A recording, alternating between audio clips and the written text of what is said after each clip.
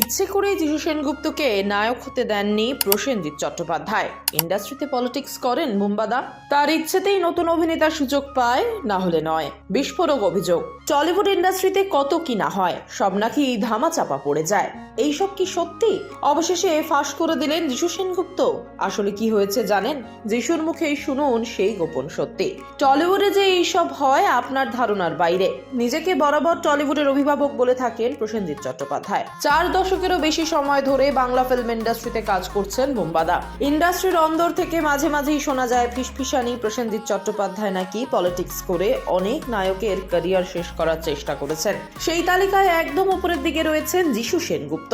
বুম্বাদা নাকি যিশুকে নিজের ভাই বানিয়ে রেখেছিলেন, হিরো হতে দেননি। এই অভিযোগ বহুদিনের, কিন্তু সত্যি কি তাই? একবার এই প্রশ্নের খোলাখুলি জবাব দিয়েছিলেন যিশু সেনগুপ্ত। বলি টক শোতে এসে যিশু বলেছিলেন, যারা অ্যান্টি বুম্বাদা তারা অনেকেই বলেছে বুম্বাদা তোকে ভাই করে রেখে দিয়েছে, তোকে হিরো হিসেবে উঠতে দেয়নি। বুম্বাদা আমার কাছে বড় দাদার মতো। উনি আমার জীবনের এমন একজন মানুষ যিনি ছবির কাজের বাইরেও সারাক্ষণ আমার পাশে থেকেছেন। নিন্দুকদের আমি সবসময় একটা কথাই বলেছি, বুম্বাদা আমার কপালে কখনো বন্দুক ঠেকিয়ে বলেনি এই কাজটা তোকে করতেই হবে। আজ অব্দি কোনোদিনও বুম্বাদা ষড়যন্ত্র করে আমার ক্যারিয়ার নষ্ট করার চেষ্টা করেননি, বরং আমাকে সবসময় গাইড করেছেন।